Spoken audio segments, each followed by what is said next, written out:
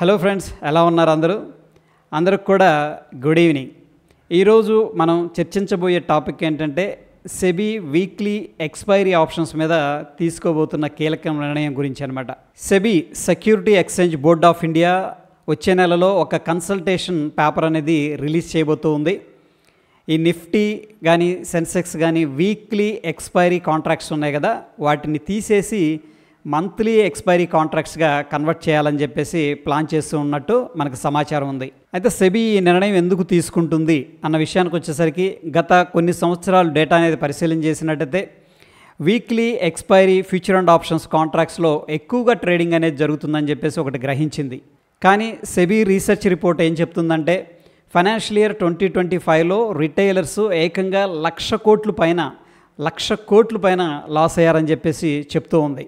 ఈ లాసు గత ఏడాదితో పోలిస్తే ఏకంగా 41% ఇంక్రీజ్ అయిందంట.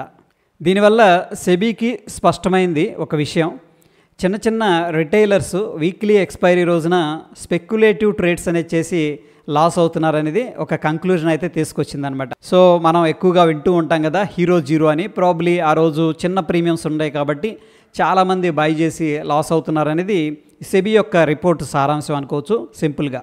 అయితే సెబీ తీసుకునే నిర్ణయాలు ఎట్లా ఉండొచ్చు అంటే, ఒకటి వచ్చేసరికి వీక్లీ ఎక్స్పైరీస్ ఏవైతే ఉన్నాయో వాటిని దశల వారీగా మంత్లీ ఎక్స్పైరీగా మార్చటం. నెక్స్ట్ వచ్చేసరికి సేమ్ డే ఎక్స్పైరీ, అంటే ఒకటే రోజు అన్ని ఎక్స్చేంజీలో మనకున్న ఎక్స్చేంజీలు ఇప్పుడు ప్రస్తుతానికి వీక్లీకి ఎన్ఎస్సి కానీ బిఎస్సి కానీ ఉన్నాయి కదా, ఇవి మొత్తం కూడా ఒకటే రోజు ఎక్స్పైరీ అయ్యే విధంగా చర్యలు అనేది చేపట్టబోతుంది అనేది మనకు అర్థమవుతుంది.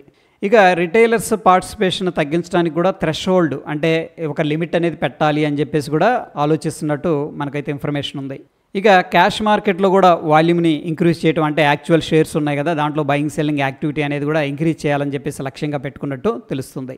అయితే మార్కెట్ రియాక్షన్ ఎలా ఉందంటే, సెప్టెంబర్ 11న ఈ న్యూస్ అనేది ఎప్పుడైతే వచ్చిందో బీఎస్సీ షేర్స్ కావచ్చు, ఏంజిల్ వన్, ఇట్లా క్యాపిటల్ మార్కెట్స్ ముఖ్యంగా ట్రేడింగ్ రిలేటెడ్గా ఉన్న స్టాక్స్ అనేది చాలా వాటికి పడిపోవడం అనేది జరిగింది.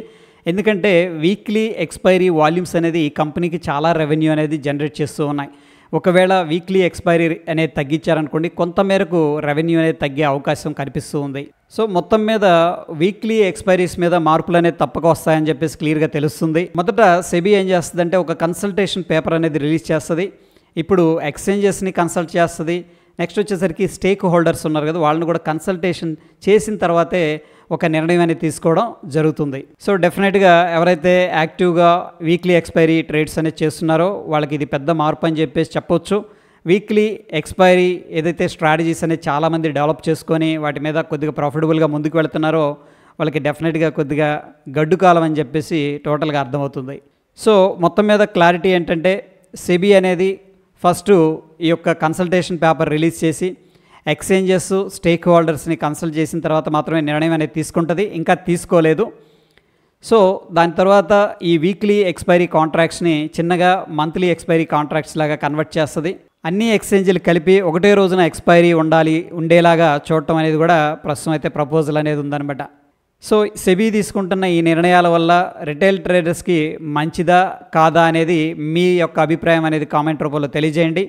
మరొక ఇంట్రెస్టింగ్ ఎపిసోడ్లో మళ్ళీ కలుసుకుందాం. Stay tune. ధన్యవాదాలు.